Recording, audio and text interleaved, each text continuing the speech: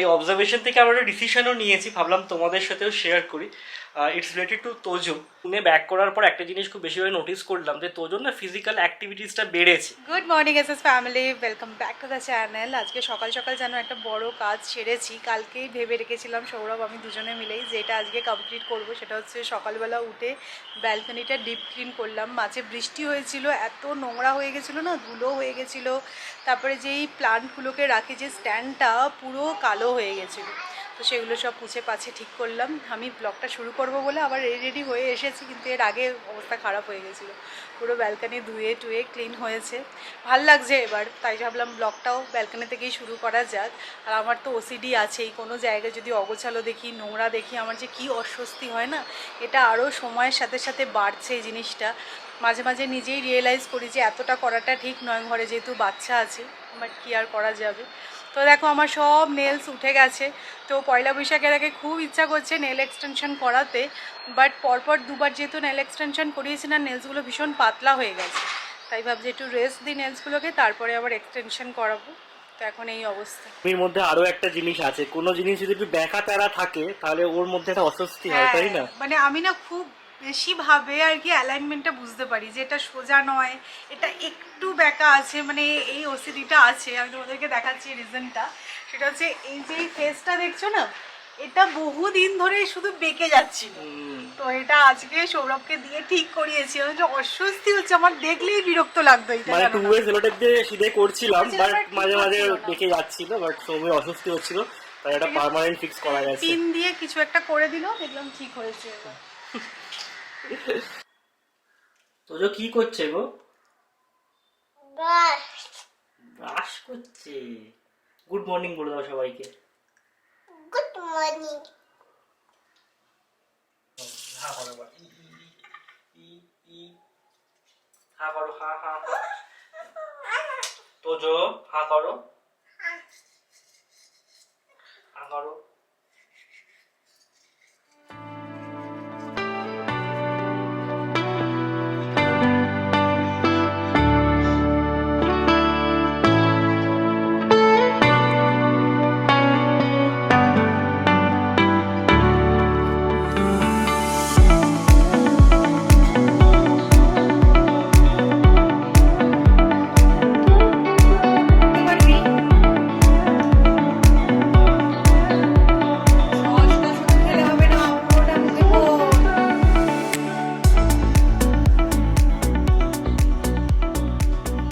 আমাদের কাদের কিরকম এক্সপিরিয়েন্স জানি না, বাট আমি গ্যাসের সিলিন্ডার বুক করেছি 9 করে 8 দিন হয়ে গেল, এখনও ডেলিভারি পাইনি। জেনারেলি বুক করার 1-2 দিনের মধ্যেই আমাদের এখানে ডেলিভারি হয়ে যায় সিলিন্ডার।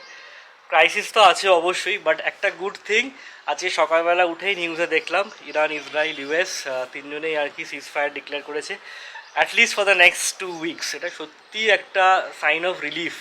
আশা করছি এই সমস্ত যে ক্রাইসিসগুলো চলছিল সেগুলো মিটবে। ডোমেস্টিক সিলিন্ডার তো তাও ঠিক আছে, বাট কমার্শিয়াল সিলিন্ডারের নাকি প্রচণ্ড রকম ক্রাইসিস ছিল। আমি দেখছিলাম বিভিন্ন নিউজে, মানে কলকাতায় যে সমস্ত ছোটো ছোটো পাইস হোটেল আছে বা যে সমস্ত ফুটপাতের ধারে দোকান আছে, তারা সত্যি দোকান বন্ধই করে দিচ্ছিল এই কমার্শিয়াল সিলিন্ডার পাচ্ছিল না বলে। বাট হোপফুলি মানে আজকের যেই নিউজটা পেলাম সেটাতে খানিকটা ক্রাইসিস মিটবে। এবার দেখা যাক এটা 2 সপ্তাহের জন্য হয় নাকি লং টার্ম হয়। অবশ্যই তো চাইবো লং টার্ম হোক, দেখা যাক কি হয়। সো আজকে অনেকদিন পর আমি ব্রেকফাস্টে বেসনের ছিলা বানাচ্ছি। অ্যাকচুয়ালি এখন না এরকমভাবে আমি প্ল্যান করি যাতে কিনা তিনজনের ব্রেকফাস্ট একসাথেই হয়ে যায়, মানে তোজোর ব্রেকফাস্ট আলাদা, আমাদের ব্রেকফাস্ট আলাদা, ওরকমটা খুব একটা করি না। তো আজকে তিনজনের জন্যই বেসনের ছিলা করছি। তোজোর ব্রেকফাস্ট হয়ে গেছে, এবার আমাদের তো জাস্ট ভেজে নিচ্ছি। বেসনের ছিলা কিন্তু হেলদি অপশন, আর খেতেও বেশ ভালো লাগে। ছেলে বড় হওয়ার সাথে সাথে কিন্তু আমাদের অনেক কাজ কমে গেছে। এই যে গাছে জল দেওয়া, এটা এখন তোজোই করে স্প্রে দিয়ে, বাট গাছে কম জল দেয়, বাইরে এদিক ওদিক ছেটায় বেশি। কি করছো তুমি? এদিক এদিক এদিক এদিক ওদিক ছেটাচ্ছ? এদিকটা এদিক এদিক এদিক এদিক এদিক এদিক ওদিক এদিক এদিক। দাও, গাছে জল দিয়ে দাও, গাছে স্প্রে করে দাও। ইস ইস হিস হিস, চলো চলো চলো বাথরুমে বাথরুমে ইস করবো তো। চলো চলো চলো। গাছে জল দিতে দিতে আবার হিস পেয়ে গেল, কি বলবো বলো। গাছ তোমাদের তো বেশ কিছুদিন ধরে আমি শুধু বলেই যাচ্ছিলাম যে আমার না প্রচণ্ড হেয়ার ফলের প্রবলেম হচ্ছে। তো ঠিক আছে, ওরা নেগলেক্ট করছিলাম যে ঠিক আছে হয়তো আফটার প্রেগনেন্সি হয়েছে বা অন্য কোনো রিজনে হয়তো হয়ে থাকবে, আর ঠিক হয়ে যাবে। বাট সেটা তো হচ্ছেই না ঠিক। প্লাস কয়েকদিন ধরে না আমার ভীষণ ফ্যাটিক লাগছে, মানে ল্যাথার্জেটিক লাগছে, কিছু কাজ করতে ইচ্ছা করছে না। বা আমিও বুঝতে পারছি যেন এই গলা টলাগুলো একটু ফুলেছে, আমার মনের ভুলও হতে পারে কিনা জানি না। সো আজকে লালপাত ল্যাব থেকে বলেছি ওরা এসে আজকে ব্লাড স্যাম্পেল কালেক্ট করবে, তো থাইরয়েড টেস্ট করাচ্ছি। তোজো হওয়ার আগে থেকেই আমার থাইরয়েড নর্মাল হয়ে গেছিলো। ইনফ্যাক্ট বহুদিন আমি মেডিসিন না নিয়েও টেস্ট করিয়েছিলাম, থাইরয়েড নর্মাল ছিল। তো যেহেতু 6 মাস হয়ে গেছে, একবার টেস্ট করিয়ে দেখি যে থাইরয়েডটা নর্মাল আছে নাকি আবার একটু আপ ডাউন কিছু হয়েছে, প্যারামিটারটা চেক করাটা ইম্পর্টেন্ট। তো এটাই আর কি। আজকে শুধু আমার থাইরয়েড টেস্ট করাবো না, সৌরভেরও থাইরয়েড টেস্ট করাচ্ছি। কারণ সৌরভের লাস্ট 6 মাসের মধ্যে প্রায় 4-5 কেজি ওয়েট কমে গেছে। তো সেটা কেন হচ্ছে, তাই জন্য দুজনেরই থাইরয়েড টেস্ট হবে আজকে। তোমাকেই দেবে ইঞ্জেকশন। চলে এসো এখানে, ইঞ্জেকশনটা নিয়ে নাও। তোজো ইঞ্জেকশন নেবে? না আমি নেব না, মামা নেবে। তুমি নেবে না? আমি নেব না। তাহলে দুষ্টুমিটা করছো কেন? দুষ্টুমি আর করবে? আপনি ইধার চেয়ার দুটো। তোজো দুষ্টুমি করলে কিন্তু ইঞ্জেকশন, ঠিক আছে, মনে থাকে যেন। আমার ওইটা দেবে তো বেটার ওইটা দিতে তো ও দিতে টাঙ্কে দিতে। কি দিচ্ছে? মেডিসিন। মেডিসিন দিচ্ছে? ও আচ্ছা, ইঞ্জেকশন দিচ্ছে। আমি করব না তো। কি করবে না? আমি ইঞ্জেকশন করছি না, আমাকে দেবে না। দেবে না হ্যাঁ। না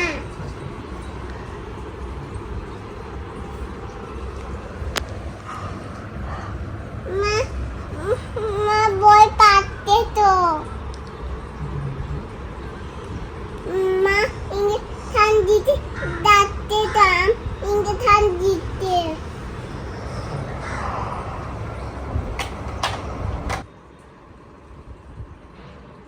আজকে সবার জন্য একেবারে পাতলা করে চিকেনের ঝোল বানাচ্ছি। তো ম্যারিনেট করে রেখে দেবো। দুভাবে কেন ম্যারিনেট করছি, এইটা হচ্ছে তোজোর জন্য আর এটা হচ্ছে আমাদের জন্য। তোজোরটায় রেড চিলি পাউডার যাবে না, আর সমস্ত বেসিক স্পাইসেস সেমই যাবে। আমরা মোটামুটি কলকাতা পুরী ঘুরে বাড়ি ফিরেছি, এই দিন 15 মতো হলো। আর এই 15 দিনে আমরা একটা জিনিস খুব বেশিভাবে অবজার্ভ করেছি, আর এই অবজারভেশন থেকে আমরা একটা ডিসিশনও নিয়েছি, ভাবলাম তোমাদের সাথেও শেয়ার করি। It's related to Tojo. লাইফে ফার্স্ট টাইম আমরা এরকম কিছু করলাম, তাই ভাবলাম যে তোমাদের সাথে শেয়ার করাটাও খুব ইম্পর্টেন্ট। সৌরভ এমন করে বলছে যে তোজোর জন্য কি না কি ডিসিশন যেন আমরা নিয়ে ফেলেছি, বাট ব্যাপারটা এমনও কিছু নয়।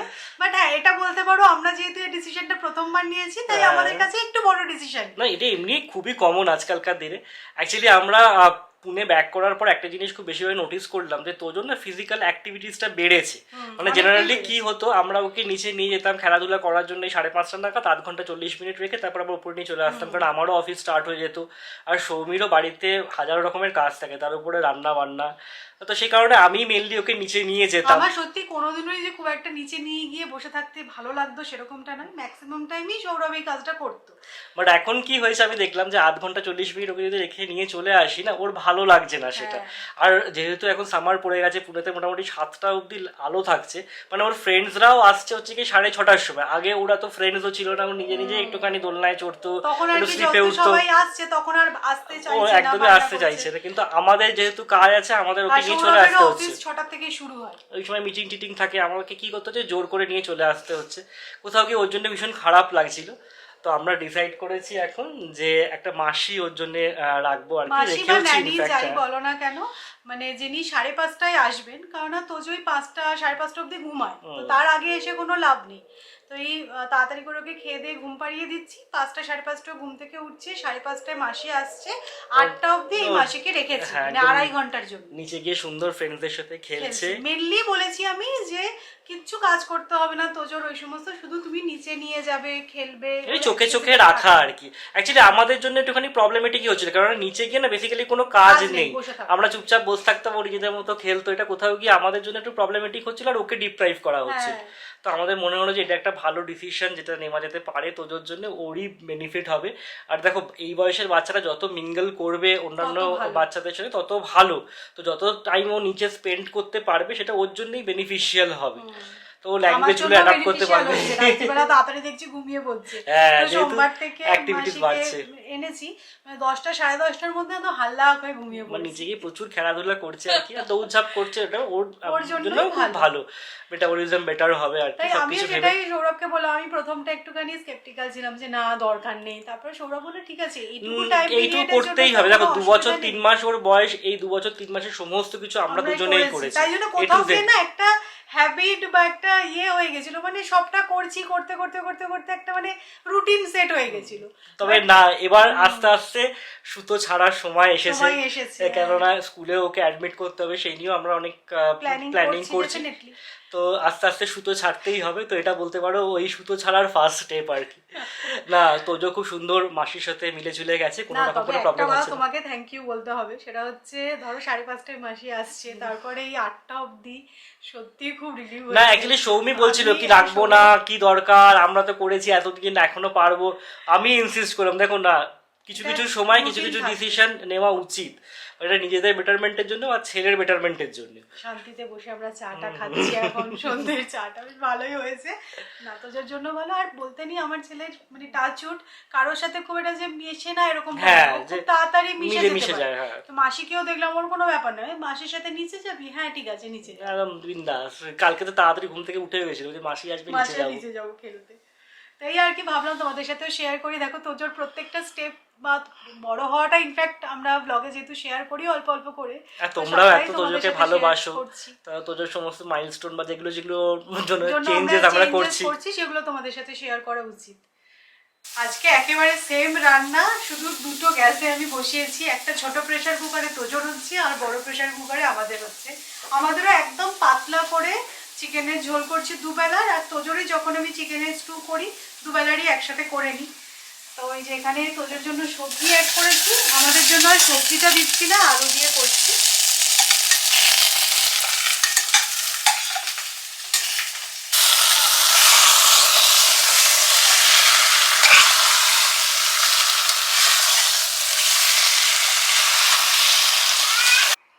এই যে প্রেসার কুকারে চিকেনটা কিন্তু দেখতে খারাপ হয়নি, একদম অল্প তেলে বানিয়েছি চিকেনের ঝোল, একবারে দুবেলার জন্যই। আমার স্নান হয়ে গেছে, তোজো খেয়ে দিয়ে ঘুমিয়ে পড়েছে। চলো এবার লাঞ্চটা সেরে ফেলা যাক, একটু জাস্ট গরম করে নিচ্ছি। যাই হোক আমাদের দুজনেরই থাইরয়েডের রিপোর্ট চলে এসেছে। আমারটা নিয়ে খুব একটা চিন্তা ছিল না, কারণ আমি তো এমনিতে কোনোদিন থাইরয়েডের ওষুধ খাইনি বা আমার কোনোদিন থাইরয়েড ধরাও পড়েনি। বাট হ্যাঁ, আমারটাও লিমিটের মধ্যে আছে, আর সৌমিরটাও চেক করলাম জাস্ট লিমিটের মধ্যেই আছে, 2 4.2 অবধি থাকার কথা আর কি। অ্যাকচুয়ালি তোমাদের মধ্যে অনেকেই বলো যে থাইরয়েডের মেডিসিন একবার স্টার্ট করলে নাকি ছাড়া যায় না, বাট ব্যাপারটা কিন্তু সেরকমটা নয়। সৌমি অনেক ছোটোবেলা থেকে থাইরয়েডের ওষুধ খাচ্ছে, মনে হয় কলেজে পড়াকালীন, বাট লাস্ট 3 বছর প্রায় সৌমিকে কিন্তু প্রেগনেন্সির টাইম থেকেই সৌমিকে থাইরয়েডের ওষুধ খেতে হয়নি কখনোই। আর আমরা পিরিয়ডিক্যালি চেক করতে থাকি আর কি, 6 মাস 8 মাস অন্তর অন্তর। তো সবসময় দেখেছি যে লিমিটের মধ্যেই থাকে। তো এমনটা নয় যে থাইরয়েডের ওষুধ একবার শুরু করলে কখনো আর ছাড়া যায় না, এটা একটা ভুল ধারণা আমাদের সবার মধ্যেই থাকে। বাট হ্যাঁ মানে ছেড়ে দিলেও পিরিয়ডিক চেক আপের মধ্যে থাকাটা বেটার। যাই হোক, সৌমিও ভাবছিল যে কী হলো, ল্যাথার্জিক লাগছে, তারপরে চুল উঠছে, কেন এগুলো হচ্ছে, হয়তো থাইরয়েডের জন্য। এবার হ্যাঁ, থাইরয়েডের জন্য নয়, এবার যদি দেখা যাক, যদি ডক্টর দেখানোর প্রয়োজন মনে হয় তখন ডক্টর দেখানো যাবে, বাট থাইরয়েড বেড়েছে এটা রুল আউট করে দেওয়া গেল। তো আমাদের তো লাঞ্চ হয়ে গেছে, এখন এই 3:45 মতো বাজে। তো আমি আজকে দুপুরবেলা রেস্ট নিইনি, ভাবছি যে একটু কেক বানাবো। তোজো দুদিন ধরে কেক আর আইসক্রিম খাবো খাবো করছে, তো আইসক্রিমটা এখন অবধি বানানো হয়নি, এর মধ্যে আইসক্রিমটাও একদিন বানিয়ে দেবো। এখন গরম পড়েছে, আইসক্রিমটা খুব ভালো খাচ্ছে, আমি তো একদম হেলদি ওয়েতে বাড়িতেই বানাচ্ছি আইসক্রিম এখন। তো তোমরাও অনেকে আমার থেকে রেসিপিটা জানতে চেয়েছিলে, আর আইসক্রিমের রেসিপিটা আমি শর্টসে তোমাদের সাথে ভালো করে শেয়ার করে দেবো যেদিনকে বানাবো। বাট আজকে কেক বানাচ্ছি, মানে তোজোর কেক খাওয়ার কথা শুনে আমাদেরও একটু কেকের ক্রেভিং হয়েছে, সত্যি কথাই বলছি। এটা শুধুমাত্র তোজোকে দোষ দিয়ে লাভ নেই। তো এই যে আমুলের আনসল্টেড বাটার আনিয়েছি, তো কেকটা বানিয়ে রাখি, তাহলে তোজো ইভিনিং স্ন্যাক্সে খেতে পারবে, আমরাও একটু চা দিয়ে খেতে পারবো। একটা জিনিস ঠিকই জানো তো, কিছু কিছু ছোট ছোট স্টেপ ইনার লাইফকে অনেক বেশি ইজি বানায়। তো অন্য সময় হলে কি হতো, এই যে দুপুরবেলা তোজো ঘুমাচ্ছে, আমি তো ওর পাশে গিয়ে একটু রেস্ট নিতামই, কারণ জানি উঠলে আবার ওর পেছনে দৌড়নো। বাট এখন কি জানি যে হ্যাঁ মাসি 5:30টায় চলে আসবে, 5:30 থেকে 8টা অবধি মাসি থাকবে, আমি একটু রেস্ট নিতে পারবো ওই টাইমটা। তাহলে চলো আমি একটুখানি এই সময় এফর্ট দিয়ে নিই, বা আমার যদি কোনো কাজ থাকে আমি করে নিই। তো এগুলোই আর কি ব্যাপার। মানে আমি প্রথমটা একদমই ডিসএগ্রি করেছিলাম সৌরভের সাথে যে না দরকার নেই, কিন্তু সত্যি দুদিনেই এত উপকার পেয়েছি যে বলার নয় সেটা।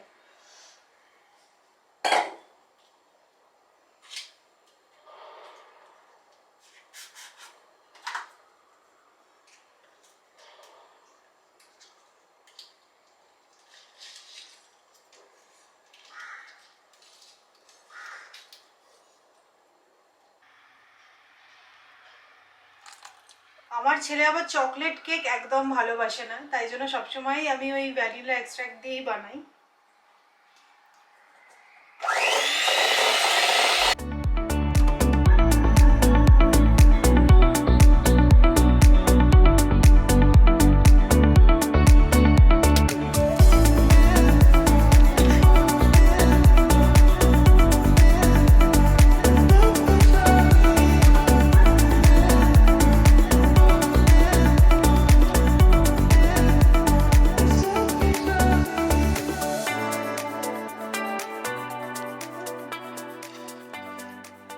আজকে আমার ছেলে ঘুম থেকে উঠে পুরো সারপ্রাইজ হয়ে যাবে।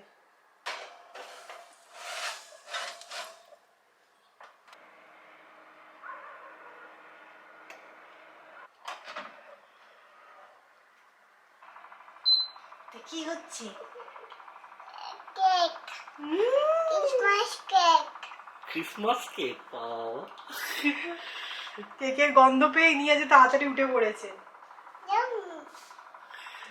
এখনই হয়নি, দাঁড়া রেডি হোক পাবি।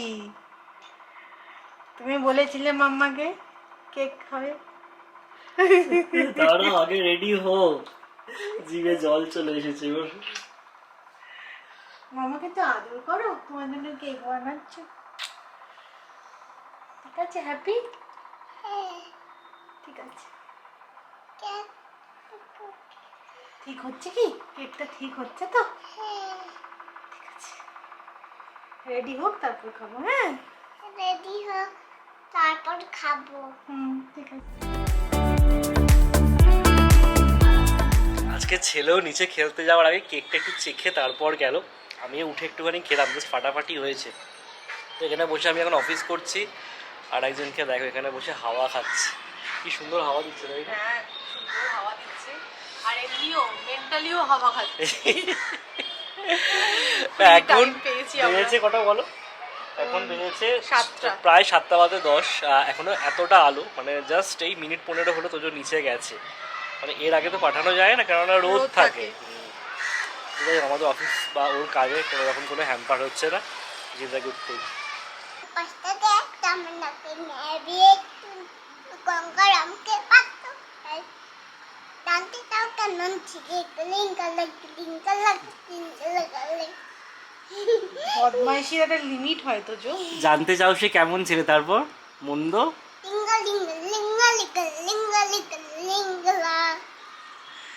মন্দ?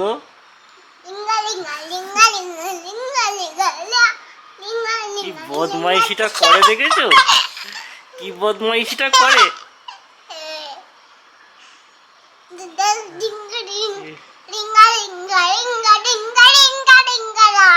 একটা গান গেয়ে দাও তাহলে ভালো করে। ওই লাল নীলটা গিয়ে দাও।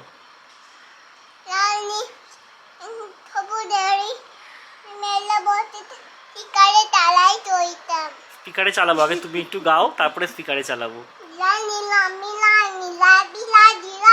তাহলে আর স্পিকারে চালাবো ওটা। তুমি আগে করো গানটা।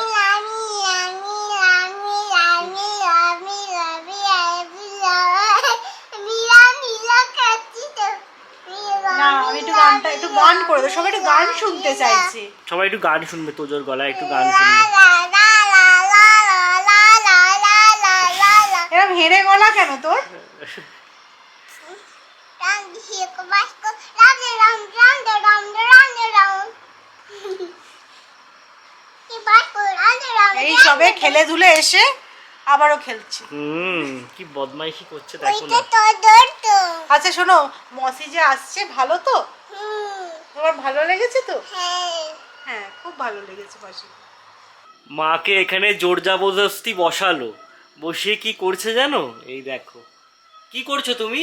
চুলটা ঠকাচ্ছি তো মায়ের চুল মায়ের চুল তুমি শোকাচ্ছ? মায়ের চুল এই সন্ধেবেলা কি করে ভেজা থাকতে পারে? ও ড্রায়ারটা নিয়ে এসেছে, এসে সব জানে ও।